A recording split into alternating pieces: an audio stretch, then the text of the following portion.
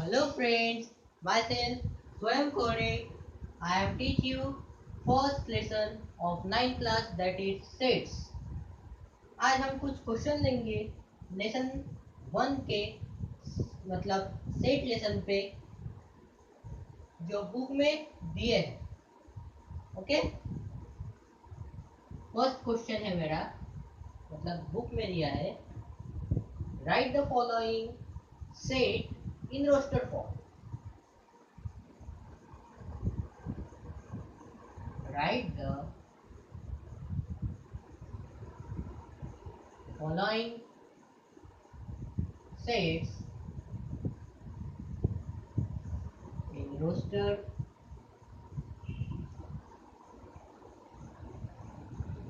form. Done. इसमें first question आपको दिया है सेट ऑफ इवन नंबर.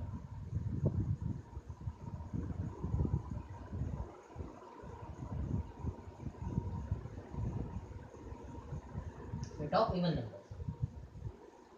अब आपको रोस्टर फॉर्म याद होगा जिसमें हमने एक सेट लिखा था जिसमें हमने कुछ टिकट्स डाले थे जिनको हमने 2, 3, 1, 4, 5 इस तरह से अरेंज किया था और हर एलिमेंट सेपरेट किया था. जो रिपीटेड ना हो इसकी हमने खबरदारी ली थी. वैसे ही हमें सेट ऑफ इवन नंबर्स लिखने हैं. सेट ऑफ इवन नंबर एक सेट होना चाहिए जिसका एक नाम हो is equal to sign curly bracket set of even number. Set of even number. Even number कौन कौन से हैं? 2, 4, 6, 8, 10, 12 dot dot dot dot dot dot. ठीक है, आपको अनगिनत आते होंगे तो आप अनगिनत लिखते जाओ, पर ऐसा करना नहीं. पेपर में टाइम चला जाएगा, आपका पेपर चला जाएगा, सारी जिंदगी चली जाएंगी, पर ये डॉट डॉट खत्म नहीं होंगे. इसके आगे चलता ही रहेगा चलता ही रहेगा चलता ही रहेगा. इसलिए मैंने डॉट डॉट डॉट डॉट देके उनको इनकम्प्लीट सेट बताकर उसको कंटिन्यूअसली एलिमेंट आएंगे ऐसा मैंने किया है. ठीक है, इसको डॉट डॉट ही लिखना. मैं थोड़ा जगह की वजह से इधर लिख रहा हूँ. जैसे मेरे सेट का नाम था A is equal to curly bracket set of even number 2, 4, 6, 8, 10, 12 dot dot dot dot dot dot and bracket complete. Next second मैंने लिया था set of negative integers. Set of negative integers. ठीक है, हमें ऐसा सेट चाहिए जिसमें इंटीजर्स हो पर कैसे हो? नेगेटिव हो. नेगेटिव इंटीजर्स हो मतलब पॉजिटिव जो इंटीजर्स है वो नहीं लिखने. तो मैं इसको कैसे लिखता हूँ? जैसे मेरे सेट का नाम है B is equal to curly bracket set of negative integers. Dot dot से हम स्टार्ट कर रहे हैं क्योंकि मुझे नंबर लाइन जैसा ड्रॉ करना है. मुझे कैसे ड्रॉ करना है? नंबर लाइन की तरह. अगर आप नंबर लाइन की तरह नहीं चाहते तो आप -1, -2, -3, -4 ऐसे लिखिए और बाद में डॉट डॉट डॉट डॉट लगा दीजिए. ठीक है, मतलब वो -3, -4, -5, -6, -7 ऐसे वो कंटिन्यूअसली चलता रहेगा. पर मैं ऐसा लिख रहा हूँ, आप ऐसे भी लिख सकते हैं जैसा मैं लिख रहा हूँ. डॉट डॉट डॉट डॉट मैंने पहले लिखा, बाद में आप क्या करेंगे? -3, -2, -1 और 0 तो आता ही नहीं क्योंकि वो पॉजिटिव भी नहीं है और नेगेटिव भी नहीं है. इसलिए मेरा ब्रैकेट कंप्लीट. ठीक है, थर्ड थर्ड क्वेश्चन है set of even prime number from 1 to 50. set of even prime number from 1 to 50. Okay, मुझे ऐसा सेट चाहिए जिसमें इवन प्राइम नंबर हो, इवन भी हो मतलब ये ऐसा, और वो प्राइम भी हो मतलब जो किसी को भी डिवाइड नहीं होता, जो खुद से डिवाइड होता है, सिर्फ वही, मतलब ऐसा प्राइम नंबर हो जो इवन हो, ठीक है, 1 से लेके 50 के बीच में हो, ठीक है, मतलब आपको स्टार्टिंग नंबर भी पता है एंडिंग नंबर भी पता है, इन स्टार्टिंग और एंडिंग के बीच में आपको नंबर फाइंड करना है। तो ऑब्वियसली आपको अगर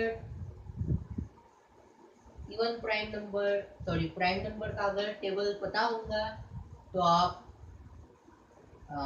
लिख सकते हैं डायरेक्ट, जैसे मुझे पता है इसीलिए मैं लिख रहा हूँ।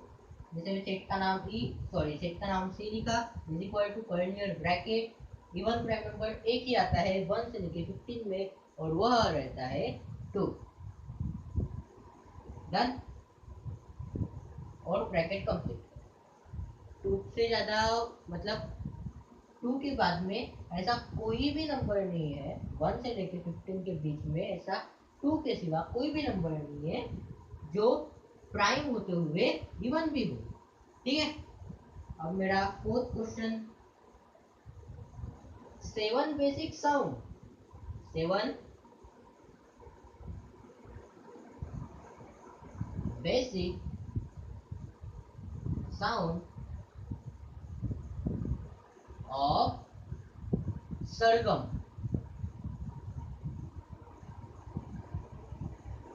सरगम यानी सुर, लिख देता हूँ 7 बेसिक साउंड ऑफ सरगम। कुछ बेसिक साउंड होते हैं सरगम में, सुरों में कुछ बेसिक साउंड होते हैं जो होते हैं 7 टाइप्स के, सा रे ग म प ध नी सा, ओके। अब हम इनको कैसे लिखेंगे, हम इनको लिखेंगे जैसे मेरे सेट का नाम डी है, is equal to curly bracket, आप सेट का नाम कुछ भी लिख सकते हैं, अगर वो नेचुरल नंबर हो तो एन लिख सकते हैं, अगर आपको लगता है वो रैशनल नंबर है तो आप क्यू लिख सकते हैं, आपको लगता है रियल नंबर है तो आप आर लिख सकते हैं, इस तरह से आप उनको लिख सकते हैं। अगर आपको नहीं पता कि वो क्या है तो आप ABCD जैसे भी नाम दे सकते हैं। सो 7 बेसिक साउंड ऑफ सरगम, सुर के 7 साउंड होते हैं जिन्हें हम सा रे ग म प ध नि सा ऐसे हम लिखते हैं, पर वो 7 क्यों लिख रहा हूँ मैं, एग्जैक्टली वो तो 8 रहते हैं, पर सा हमारा रिपीट हो रहा है इसलिए वो 7 हो गया, ठीक है। तो मैं लिख रहा हूँ सा स्मॉल लेटर्स में है, ओके, सा रे रे गा मा प ध नी सा, सा रिपीट होता है, वैसे आपने तो बताया कि रिपीट नहीं होनी चाहिए, सही पकड़े, रिपीट नहीं होना चाहिए, डन है। अब हम क्वेश्चन नंबर 2 पे जाते हैं, मैं ये रफ कर रहा हूँ, अगर आपको लिखना है तो आप स्क्रीनशॉट लेके इसको लिख सकते हैं।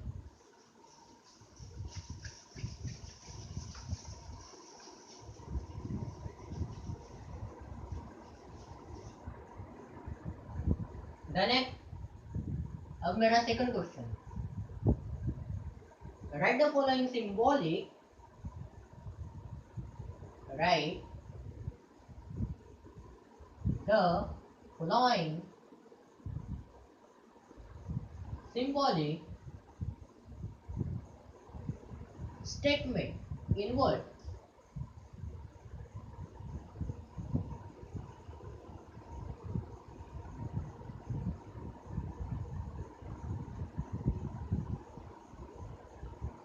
जैसे मेरा पहला है 4/3,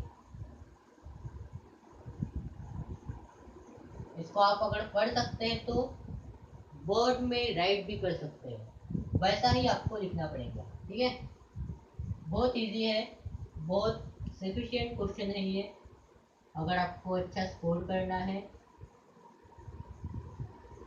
वेरी सिंपल सिंपल से क्वेश्चन है यहाँ पे। कुछ अगर आपको डिफिकल्ट लग रहा है तो आप प्लीज़ मुझे बताएं।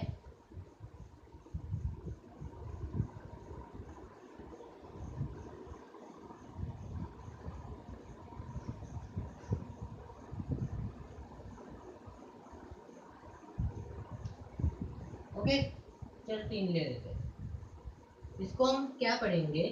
4/3 is an element of rational number, मतलब 4/3 is an element of set Q। -2 is not an element of natural number, मतलब -2 is not an element of set N। Set P is a set of P, small p, ये बड़ा P है, ये small p है। Set P is a set of P is an odd number। या फिर आप ऐसा लिख सकते हैं, set P is a set of P and P is such that odd number। चलो हम लिखते जाते हैं। 4/3 is an elements of set Q। Done है। सेकंड लेता हूं मैं, -2 is not an element of N। -2 is not an element of set N। set P, capital P है, is a set of small p which small p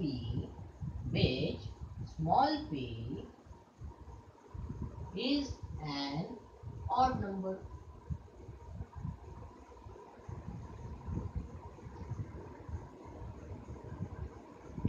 done है, यह हमारा second question हो गया।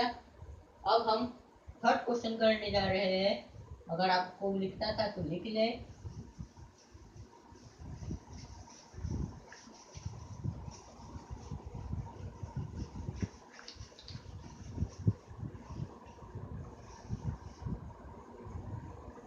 हमारा थर्ड क्वेश्चन अब चालू होगा। अगर आपको कुछ समझ में नहीं आ रहा है तो आप प्लीज़ मुझे कमेंट करिए और क्वेश्चन पूछिए। ठीक है, मेरा थर्ड क्वेश्चन है, right any two set, right any two set by listing method, by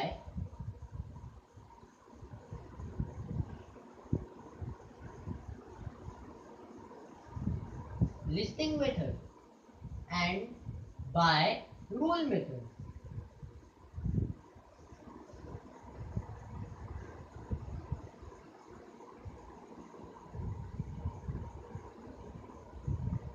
ठीक है, right any two set by listing method and by rule method। आपको कुछ ऐसे सेट लिखने हैं दो जो लिस्टिंग मेथड में और रूल मेथड में हो। ठीक है, सो क्लास अब हम यहाँ से हमारा नया कुछ चालू हो रहा है, तो ध्यान दें। जैसे मैं आंसर में ये लिखूंगा पहले, चलो हम पहले लिस्टिंग वाला लेते हैं, LISTING मेथड। हाँ, लिस्टिंग मेथड का चलो एक एग्जांपल लेते हैं।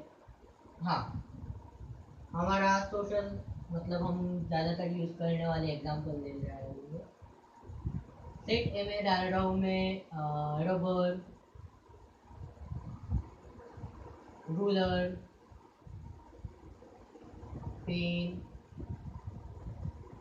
पेंसिल, स्केल, ऐसे आप कितने भी लिख सकते हैं। ओके, सेकंड लिख रहा हूँ मैं, लिस्टिंग मेथड हो गई, क्या होगा कि रूल मेथड। ओके, लिस्टिंग और रूल है ना, रूल मेथड।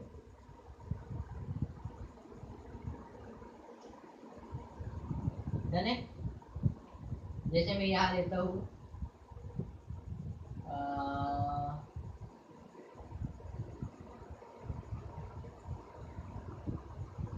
हाँ, b is equal to curly bracket -2 -1।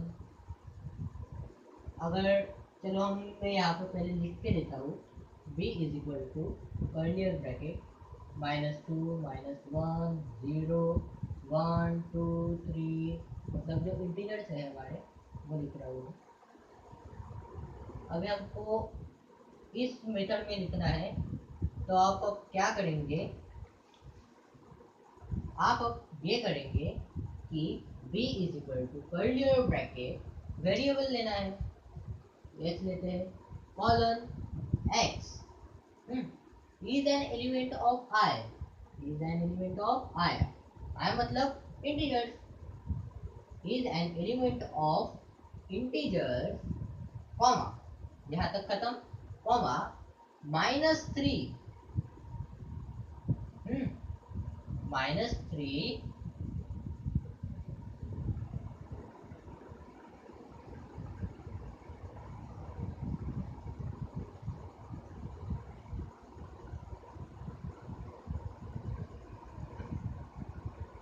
मतलब जो -3 से छोटा हो और x इज इक्वल टू 3 के बराबर हो या फिर 3 के समान हो। b is equal to curly bracket x colon x is an element of integers, यहाँ तक खत्म, कॉमा -3 से छोटा हो और 3 के बराबर हो या फिर बड़ा हो, मतलब 3 ही हो ना। ठीक है, ये हमारा थर्ड क्वेश्चन कंप्लीट हो रहा है। चलो अब हम फोर्थ क्वेश्चन पे आते हैं।